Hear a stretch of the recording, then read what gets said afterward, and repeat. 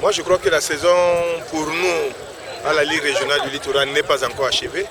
Nous sommes à 90% de la fin de l'achèvement de notre saison. Donc, nous venons de jouer les barrages pour déterminer le champion de la division de littoral. Nous avons joué les barrages pour déterminer l'équipe championne de la division de football féminin. Il nous reste maintenant de jouer ce qu'on appelle trivialement les play-downs, c'est-à-dire que les barrages pour déterminer l'équipe qui sera maintenue. Donc sur cette base-là, nous sommes entièrement satisfaits jusqu'à présent, mais comme aucune œuvre humaine n'est parfaite, vous avez constaté que la troisième journée de football féminin a enregistré un forfait et ça a gâché la fête. Mais nous pouvons tout simplement dire que quand c'était chez les hommes, nous avons eu trois journées qui se sont déroulées dans de très bonnes conditions et nous avons relevé un défi. Notre défi n'était pas en soi organisationnel, même si les gens félicitent l'organisation. Notre défi était que, à la fin du championnat, que tous les acteurs de football soient unanimes que c'est le meilleur sur le terrain qui a été vainqueur. Donc que les arbitres n'ont pas été corrompus, que les tripatouilleurs n'ont pas existé et que les dirigeants de la Ligue n'aient pas décidé qui est champion, qui ne l'est pas. La preuve, vous allez constater que le premier vice-président est le financier de Horis de Douala, mais son club n'a pas été champion de sa poule. Son club s'est classé deuxième, donc on n'est pas allé au barrage.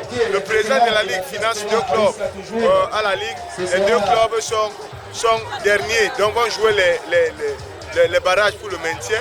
Donc vous comprenez que nous avons joué de la transparence et de la neutralité pour que seul le meilleur gagne. Ça, c'est notre satisfaction et nous entendons aller jusqu'au bout et nous allons faire le bilan lorsque nous allons jouer les barrages de maintien. Est-ce qu'au cours de la saison, vous avez des difficultés?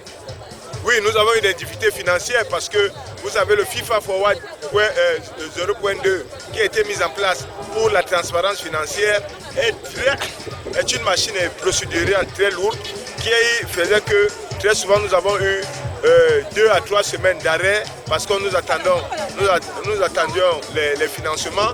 Et puis il y a au début une petite crise sur la nomination du secrétaire général qui a bloqué le championnat pendant un mois. Parce qu'à la vérité, notre calendrier était prévu pour terminer le championnat au 16 mai et pour terminer les barrages au 28 mai.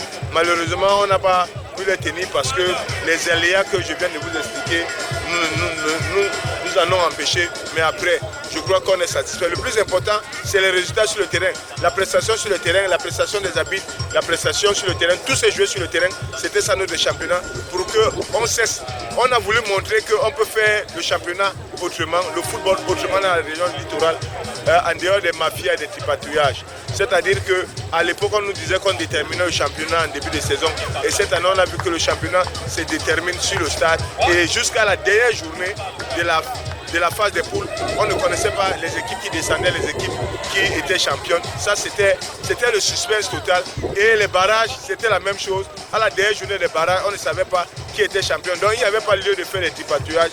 C'était un beau spectacle et je crois le retour que j'ai de tous les acteurs du football, c'est que tout le monde est satisfait d'avoir vu depuis 11 ans une autre manière de gérer le football dans le littoral. Et ça, c'est à la faveur du président Loga qui a apporté sa philosophie et que moi, en ma qualité de secrétaire général, je me suis battu à implémenter. Merci.